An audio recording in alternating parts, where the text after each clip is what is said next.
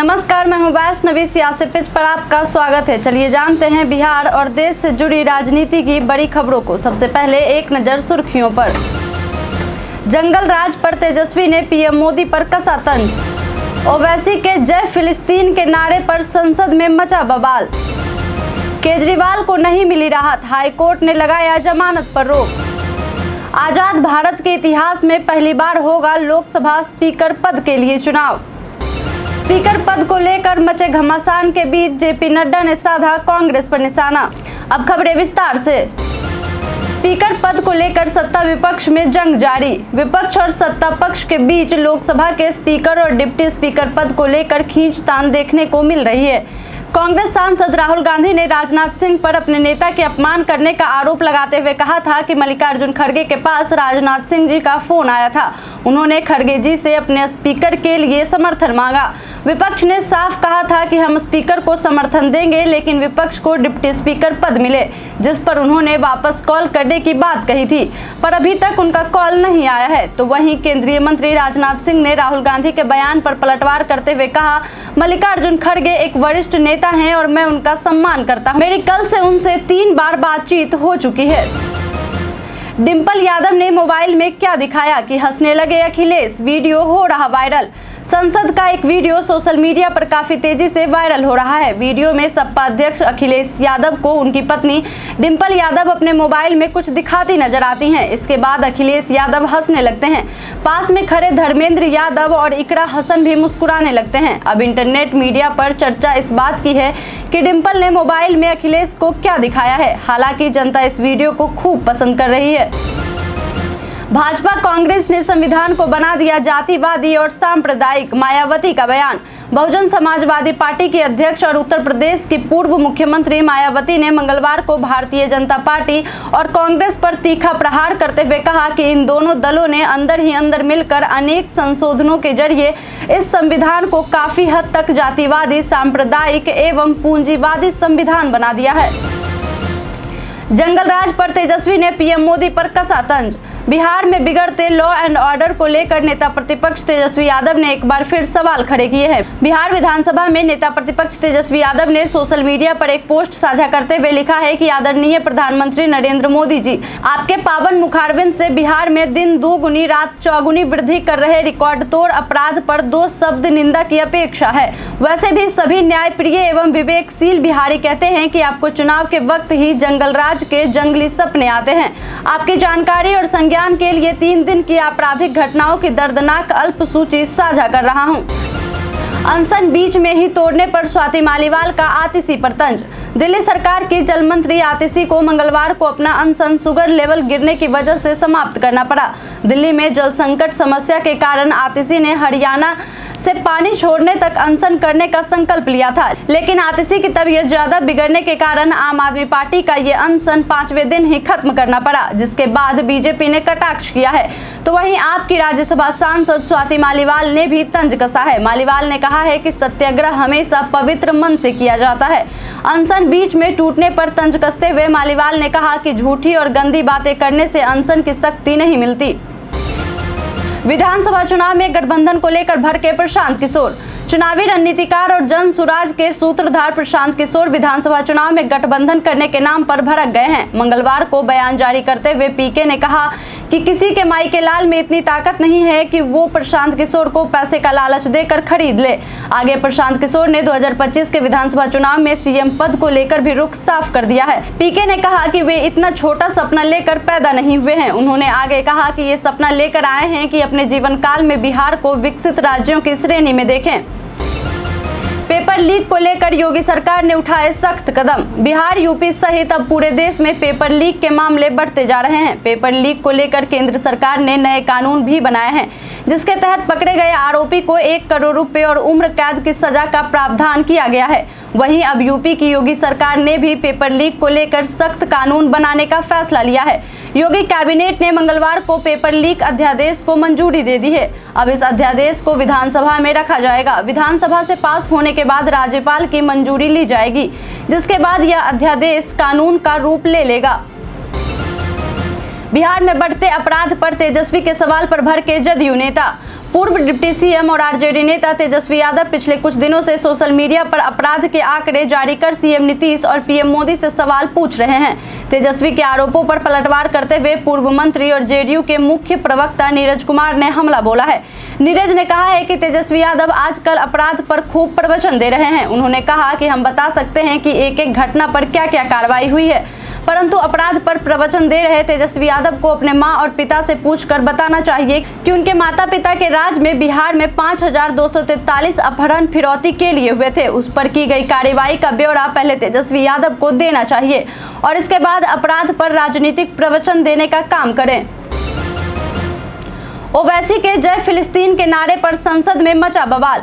हैदराबाद से सांसद और एआईएमआईएम प्रमुख असदुद्दीन ओवैसी ने मंगलवार को लोकसभा में शपथ ली। 5 बार के लोकसभा सांसद असदुद्दीन ओवैसी ने अपनी शपथ जय फिलिस्तीन कहकर खत्म की, जिससे सदन में हंगामा मच गया। फिलिस्तीन पर इजराइल के लगातार हमलों का दुनिया के कई देशों ने विरोध किया है। असदुद्दीन ओवैसी ने भी अपना विरोध जताते और फिलिस्तीन के साथ अपनी संवेदना प्रकट करते हुए शपथ लेने के बाद अंत में जय फिलिस्तीन कहकर खत्म किया।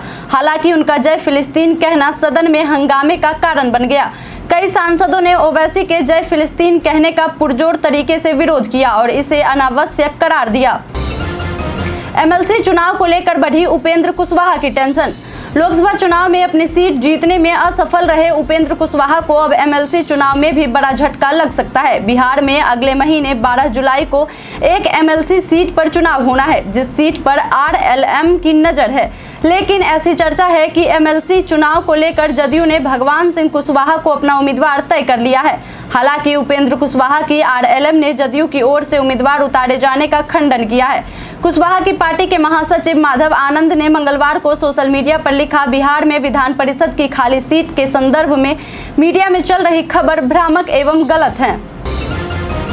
केजरीवाल को नहीं मिली राहत, हाईकोर्ट ने लगाया जमानत पर रोक। आम आदमी पार्टी के नेता अरविंद केजरीवाल को मंगलवार को दिल्ली हाईकोर्ट से बड़ा झटका लगा है। दिल्ली शराब नीति घोटाले में जेल में बंद केजरीवाल को दिल्ली हाईकोर्ट ने जमानत देने से इनकार कर दिया। हाईकोर्ट ने निचली अदालत से केजरीवाल को मिली जमानत पर रोक को जारी रखा है। कोर्ट ने कहा है कि ट्रायल कोर्ट ने ईडी मामले पर ठीक से विचार नहीं किया। आजाद भारत के इतिहास में पहली बार होगा लोकसभा स्पीकर पद के लिए चुनाव। लोकसभा अध्यक्ष और उपाध्यक्ष को लेकर मोदी सरकार और विपक्ष के बीच सहमति नहीं बनने से विपक्ष ने अपना प्रत्याशी उतारने का निर्णय लिया है। लोकसभा स्पीकर पद के लिए एनडीए की तरफ से ओम बिरला ने नामांकन किया, तो वहीं इंडिया गठबंधन की तरफ से के सुरेश ने लोकसभा स्पीकर पद के लिए नामांकन दर्ज कर दिया है। भारत के संसदीय इतिहास में पहली बार लोकसभा के स्पीकर के लिए चुनाव होगा। कांग्रेस नेता अजय राय को सुप्रीम कोर्ट से लगा बड़ा झटका। प्रधानमंत्री नरेंद्र मोदी के खिलाफ वाराणसी से लोकसभा चुनाव लड़ने वाले कांग्रेस नेता अजय राय को बड़ा झटका लगा है। सुप्रीम कोर्ट ने अजय राय पर लगे गैंगस्टर एक्ट पर रोक लगाने से इनकार कर दिया। इसके साथ ही अदालत ने यूपी सरकार को नोटिस भी जारी किया है। इस मामले में अगली सुनवाई अब 15 जुलाई को होगी।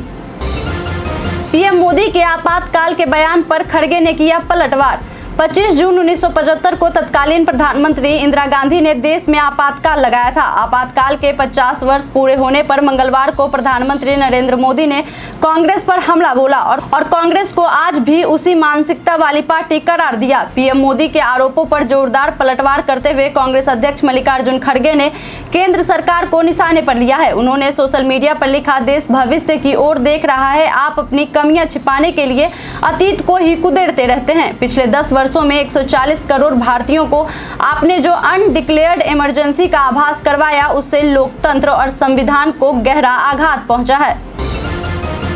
हाथ में संविधान लेकर राहुल गांधी ने लिया शपथ, नारों से गूंज उठा सदन। कांग्रेस नेता राहुल गांधी ने मंगलवार को लोकसभा सांसद के रूप में शपथ ली और अपने हाथ में संविधान लेकर सत्ता पक्ष और विपक्ष दोनों को दिखाया। इस दौरान उन्होंने शपथ ग्रहण जय हिंद जय संविधान के नारे के साथ समाप्त किया। उनके शपथ लेने के बाद कांग्रेस सांसदों ने जोड़ो जोड़ो भारत जोड़ो के नारे लगाए।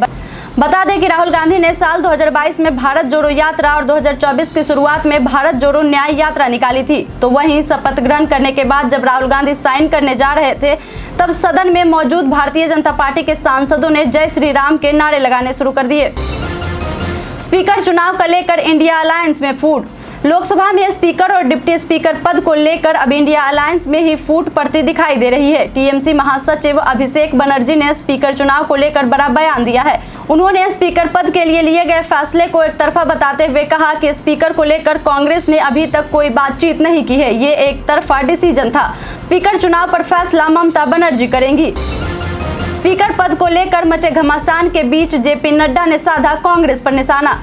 बीजेपी के राष्ट्रीय अध्यक्ष और केंद्रीय मंत्री जेपी नड्डा ने बीजेपी मुख्यालय में आपातकाल के विरोध में आयोजित लोकतंत्र का काला दिन कार्यक्रम को संबोधित किया। इस दौरान उन्होंने कांग्रेस पर निशाना साधते हुए कहा, कांग्रेस की सोच में, उनकी कार्यशैली में प्रजातंत्र की कोई गुंजाइश ही नहीं है। आज तक लोकसभा के स्पीकर का चुनाव सशस्त्र हुआ है। ये विपक्ष कह रहे हैं कि डिप्टी स्पीकर तय करो तब हम स्पीकर को समर्थन देंगे। ये वो कह रहे हैं जिन्होंने तेलंगाना में स्पीकर और डिप्टी स्पीकर दोनों अपने बनाए हैं। कर्नाटक में इनका ही स्पीकर और इनका ही डिप्टी स्पीकर है। पश्चिम बंगाल में भी टीएमसी का ही स्पीकर और डिप्टी स्पीकर है। ये ऐसे लोग हैं जो दोहरे मापदंड में जीते हैं। लोकसभा में जेडीयू संसदीय दल के नेता बने दिलेश्वर कामत। जेडीयू ने लोकसभा में सुपौल से दूसरी बार सांसद चुने गए दिलेश्वर कामत को संसदीय दल का नेता चुना है। इसके साथ ही राज्यसभा में संजय झा जेडीयू के नेता होंगे। बता दें कि संजय झा को मुख्यमंत्री नीतीश कुमार का बेहद करीबी माना जाता है। तो वहीं सुपौल सांसद दिलेश्वर कामत की बात करें तो उन्हें अति पिछड़ा वर्ग का बड़ा चेहरा माना जाता है। दूसरी तरफ लालू प्रसाद की पार्टी आरजेडी ने अभय कुशवाहा को लोकसभा में आरजेडी संसदीय दल का नेता बनाया है। बिहार में जंगल राज वाले बयान पर तेजस्वी पर भड़के सम्राट चौधरी। बिहार में बढ़ते क्राइम ग्राफ को लेकर पूर्व डिप्टी सीएम और नेता प्रतिपक्ष तेजस्वी यादव ने एक्स पर ट्वीट कर डबल इंजन सरकार को घेरने की कोशिश की है और पूछा है कि यह जंगल राज नहीं तो और क्या है। तो वहीं अब डिप्टी सीएम सम्राट चौधरी ने बिहार में जंगल राज को लेकर तेजस्वी यादव के ट्वीट करने पर कहा है कि तेजस्वी का दिमाग खराब हो गया है। उन्होंने आगे कहा कि तेजस्वी यादव को अपने पिता लालू प्रसाद के राज को याद करना चाहिए। बिहार में उनके पिता के राज में सीएम हाउस से गुंडागर्दी होती थी। सीएम हाउस में बैठकर फिरौती का पैसा वसूला जाता था और लालू प्रसाद पंचायती करते थे। उन्होंने कहा कि लालू प्रसाद बिहार में गुंडागर्दी के प्रतीक हैं। शरद पवार की पार्टी एनसीपी ने निर्वाचन आयोग को लिखा पत्र। महाराष्ट्र विधानसभा चुनावों से पहले शरद पवार के नेतृत्व वाली पार्टी राष्ट्रवादी कांग्रेस पार्टी राकंपा ने भारत निर्वाचन आयोग को पत्र लिखकर एनसीपी एससीपी के चुनाव चिन्ह से मिलते जुलते चुनाव चिन्हों को हटाने का अनुरोध किया है। एनसीपी एससीपी ने आयोग से अनुरोध किया है कि पिछले साल उन्हें जो तुतारी चिन्ह आवंटित किया गया था वह पिपानी तुरही से मिलता है, उसे चुनाव चिन्हों से बाहर कर दिया जाए। 10 साल बाद बीजेपी का दामन छोड़ शरद पवार की एनसीपी में शामिल हुई सूर्यकांता पाटिल। पूर्व केंद्रीय मंत्री सूर्यकांता पाटिल ने मंगलवार को 10 साल बाद शरद पवार की एनसीपी का दामन थाम लिया है। कुछ दिन पहले ही उन्होंने बीजेपी से इस्तीफा दिया था। सूर्यकांता पाटिल ने 2014 में बीजेपी का दामन थामा था। अपने त्याग पत्र में उन्होंने कहा था कि राज्य बीजेपी प्रमुख चंद्रशेखर बावनकुले से व्यक्तिगत मुलाकात का समय लेने की कोशिश की, लेकिन उन्हें मुलाकात का समय नहीं मिल सका। सूर्यकांता पाटिल ने बीजेपी छोड़ने के बाद कहा था कि मैंने पिछले 10 सालों में बहुत कुछ सीखा है, मैं पार्टी की आभारी हूं। अब बढ़ते हैं आज के सवाल की ओर। आज का सवाल है, स्पीकर पद के लिए हो रहे चुनाव में आपके अनुसार किसके जीतने के चांसेस अधिक हैं? आप अपना जवाब हमें हमारे कमेंट सेक्शन बॉक्स में लिखकर जरूर बताएं। आज के लिए इतना ही, धन्यवाद।